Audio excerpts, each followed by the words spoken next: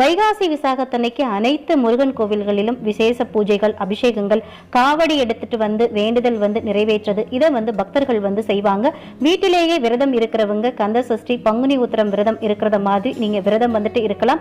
பக்கத்துல இருக்கக்கூடிய முருகன் கோவிலுக்கு போயும் நீங்க வழிபாடு செஞ்சுட்டு வரலாம். முருகன் கோவிலுக்கு போறப்ப முருகனுடைய அபிஷேகத்துக்கு பால், பன்னீர் இந்த மாதிரியான பொருட்களை நீங்க வாங்கி கொடுக்கலாம். குழந்தை வரம் வேண்டும் அப்படின்றவங்க இன்றைய தினம் நிச்சயமா பால் வாங்கி கொடுங்க. அரசு வேலைக்காக ட்ரை பண்ணிட்டு இருக்கவங்க இளநீர் வாங்கி கொடுப்பது சிறப்பு.